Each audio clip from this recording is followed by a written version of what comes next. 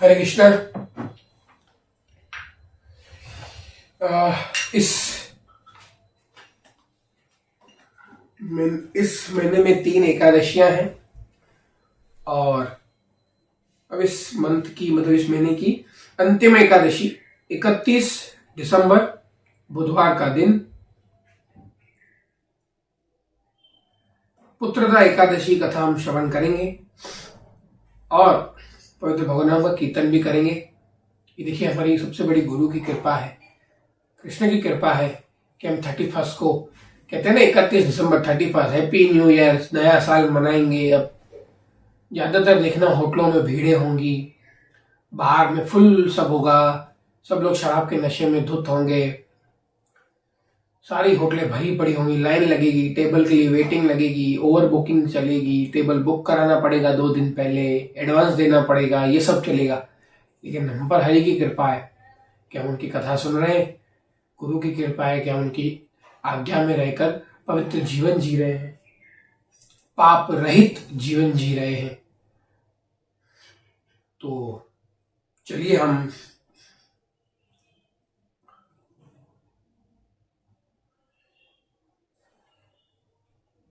आज की कथा की ओर चलते हैं। 31 दिसंबर बुधवार का दिन और पहले कीर्तन करते हैं, फिर कथा की ओर चलते हैं। मेरे सतगुरु तेरी नौकरी सबसे बढ़िया है सबसे खरी। मेरे सतगुरु तेरी नौकरी सबसे बढ़िया है सबसे खरी। तेरे दरबार की हाजरी सबसे बढ़िया है सबसे खरी। खुश नसीबी का जब गुल खिला तब कहीं जाके ये दर मिला। खुश नसीबी का जब गुल खिला तब कहीं जाके ये दर मिला। अब तो हो गई है रहमत तेरी सबसे बढ़िया है सबसे खरी। हो मेरे सतगुरु तेरी नौकरी सबसे बढ़िया है सबसे खरी। मैं नहीं था किसी काम का ये सहारा तेरे नाम का। मैं नहीं था किसी काम का ये सहारा तेरे नाम का। तेरे दरबार की हाजरी सबसे बढ़िया है सबसे खरी। मेरे सतगुरु तेरी नौकरी सबसे बढ़िया है सबसे खरी। केशवा माधवा हे कृष्ण मधुसूदना। केशवा माधवा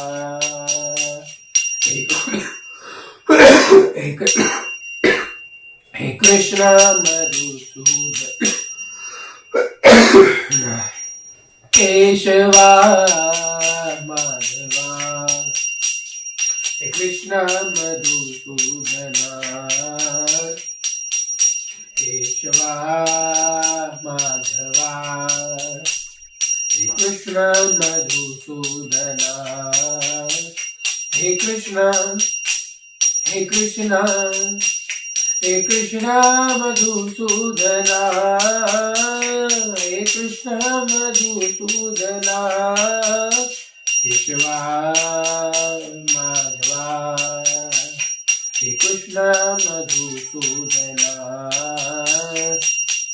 केशवा माधवा हे कृष्ण मधुसूदना। मुरलीधरा मनमोहना। मुरलीधरा मनमोहना। हे नंद नंदना हे राधा माधवा। हे नंद नंदना हे राधा माधवा। हे नंद नंदना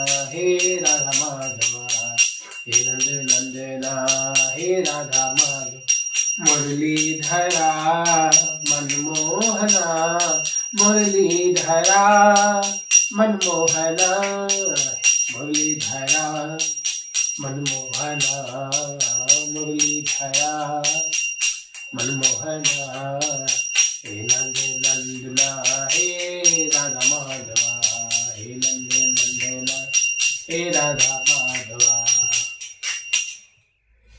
आइए सब मेरे साथ मंगलाचरण करेंगे। ओम नमो भगवते वासुदेवाय, ओम नमो भगवते वासुदेवाय, ओम नमो भगवते वासुदेवाय, कृष्णाय वासुदेवाय, देवकी नंदनाय च, नंद गोप कुमाराय गोविंदाय नमो नमः। हे कृष्ण करुणा सिंधु दीनबंधु जगतपति, गोपेश गोपिका कांता राधा कांत नमोस्तुते, तप्ता कंचन गौरांगी राधे वृंदावनेश्वरी, वृषभानुसुत देवी प्रणमामि हरिप्रिया। श्री कृष्ण चैतन्य प्रभु नित्यानंद, श्री अद्वैत गदाधर शिवासादि गौर भक्तवृंद। हरे कृष्णा कृष्ण कृष्ण हरे हरे, हरे राम राम राम हरे हरे।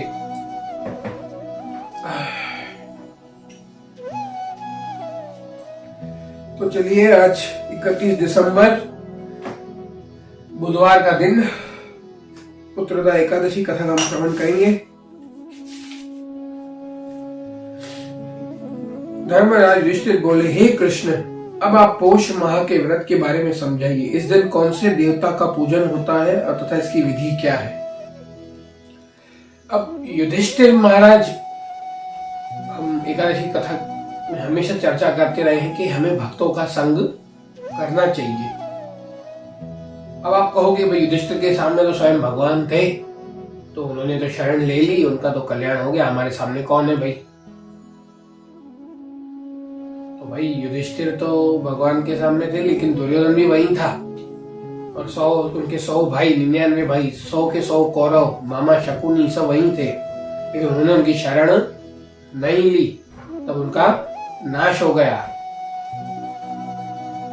तो युधिष्ठिर थे, वही जानते थे कि सबसे बड़ा सर्वश्रेष्ठ उपाय यही है कि कृष्ण की शरण ले ली जाए, कृष्ण के अनुसार जीवन जिया जाए, कृष्ण के कहे अनुसार जीवन जिया जाए। महाभारत हम देखते हैं, महाभारत की कथा में याद है कि राजनीति में अगर कृष्ण की राजनीति देखनी हो तो सबसे बड़ी राजनीति मेरे कृष्ण ने की, जो पांडवों को जिताया और अपने भक्तों को हमेशा सर पे बिठाया, क्योंकि उन्होंने सरेंडर कर दिया था। तो पांडव समझ रहे थे कि सरेंडर करने में ही समझदारी है,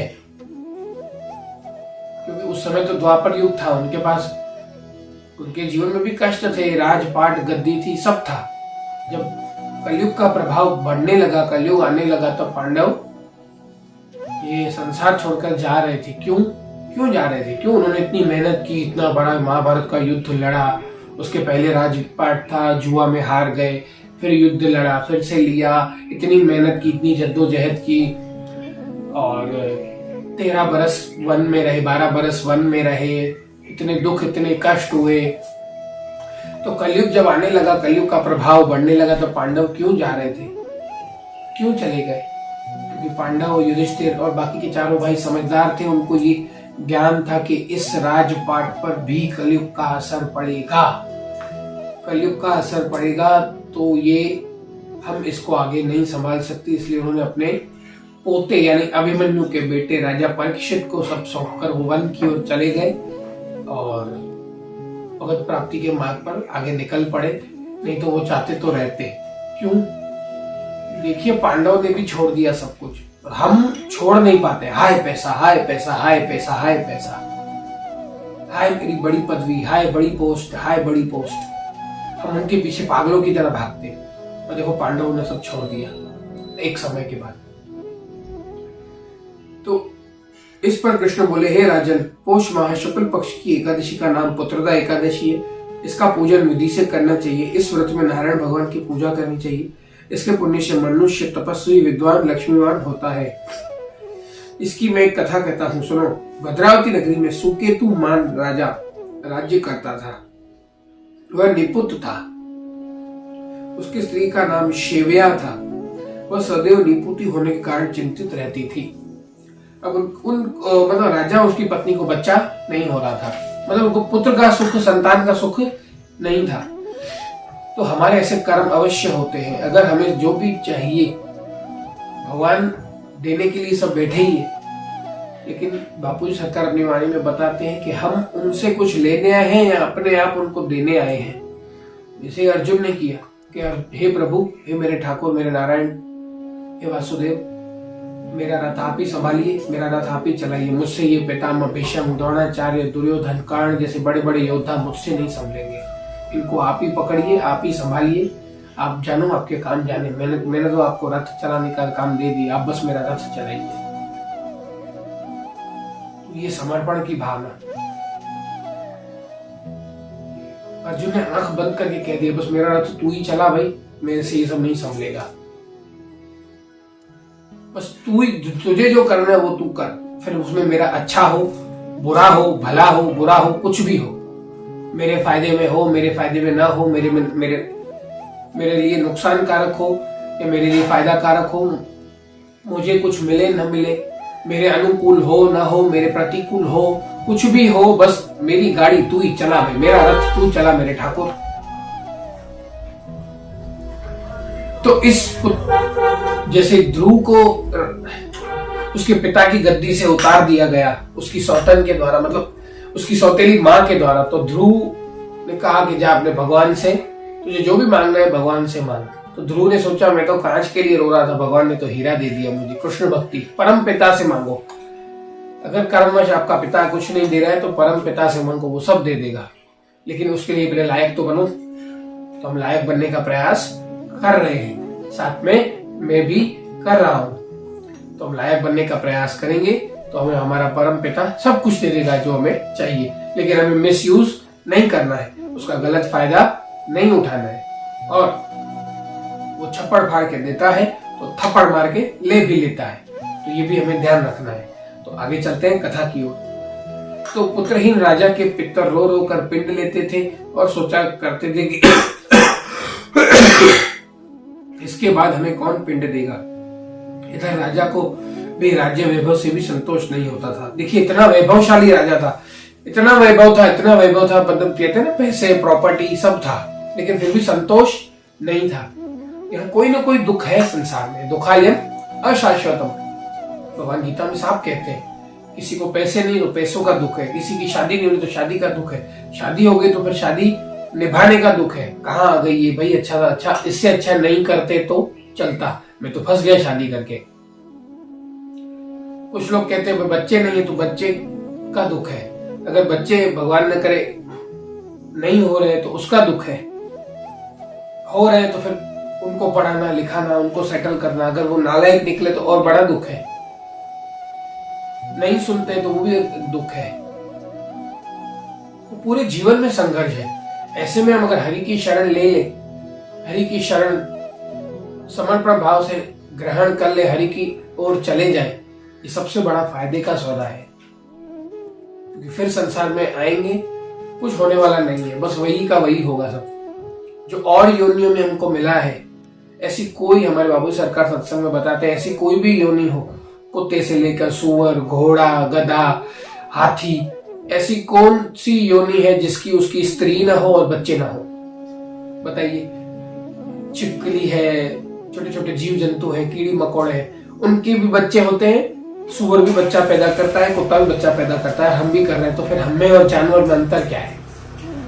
ऐसी कौन सी योनि है जिसके पास स्त्री पुरुष, स्त्री के पास पुरुष, पुरुष के पास स्त्री ना हो और उनके बच्चे ना हो? हर योनि में हमको सब यही मिला है, और आज भी मनुष्य योनि में भी हम यही सब कर रहे हैं, जो हमें पिछले कई जन्मों में सब मिल चुका है, फिर भी हम उसी के लिए दौड़ रहे हैं, उसी के लिए भाग रहे हैं। तो चलिए हम कथा की ओर चलते हैं।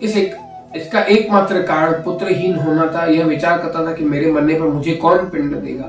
बिना पुत्र के पितरों और देवताओं का ऋण नहीं हो सकता। पूर्ण नहीं हो सकता। जिस घर में पुत्र न हो वहां सदैव अंधेरा ही रहता है। इसलिए मुझे ही पुत्र उत्पत्ति के लिए प्रयत्न करना चाहिए। पूर्व जन्मों के कर्मों से ही इस जन्म में पुत्र धन आदि मिलते हैं।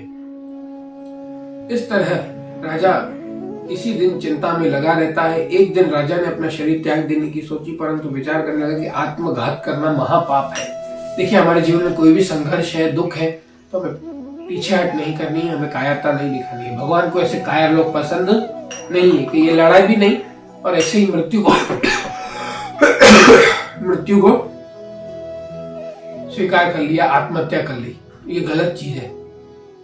राजा इस तरह मन में विचार करने एक दिन छिपकर वन को चला गया। राजा घोड़े पर सवार होकर वन में पक्षियों और वृक्षों को देखने लगा। हाथी अपने बच्चों और हथनियों के बीच घूम रहे थे।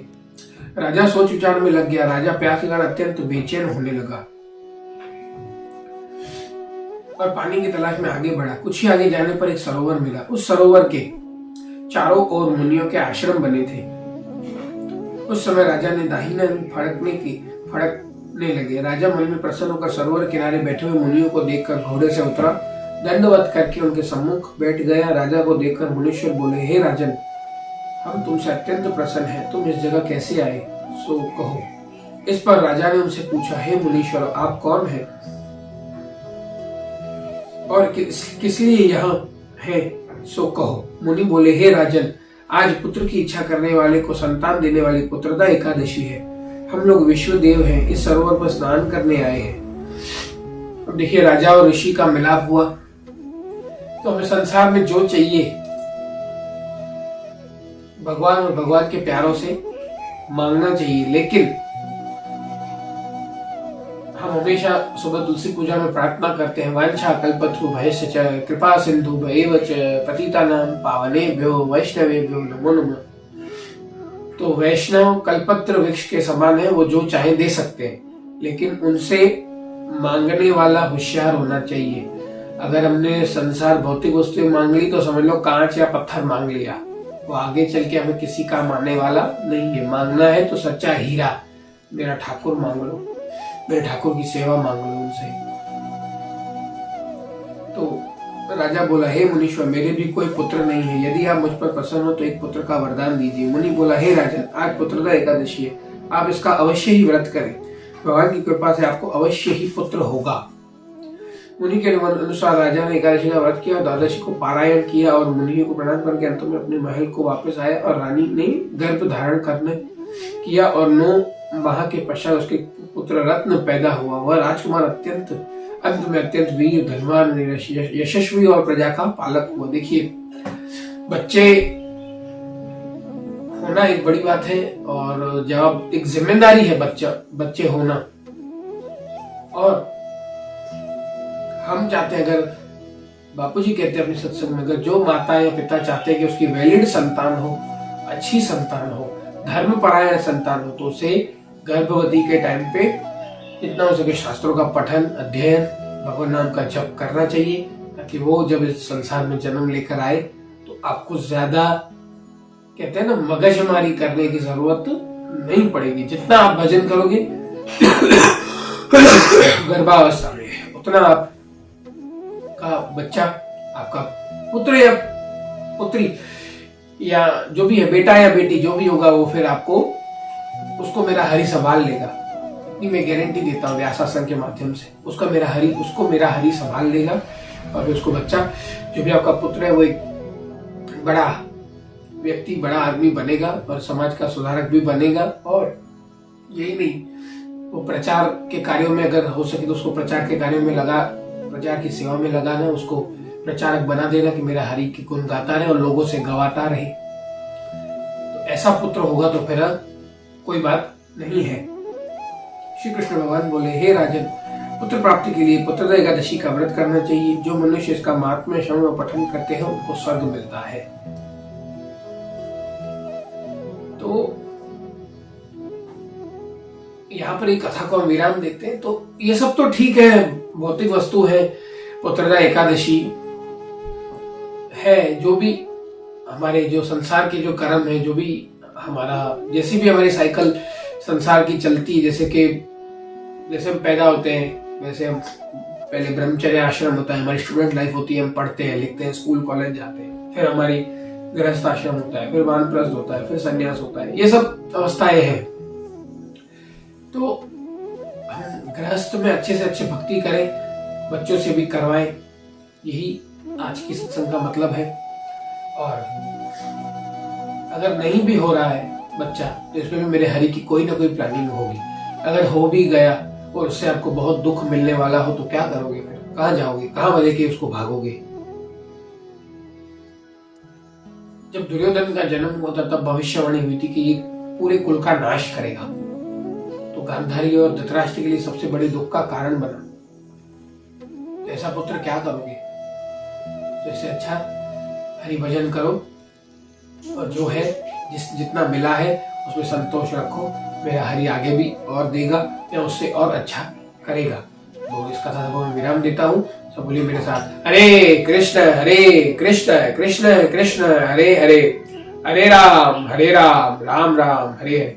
बोल बापूजी सरकार की जय। कीर्तनानंद स्वामी शील भक्तिपाद की जय। शील प्रभुपाद की जय। निताई गौर हरि बोल।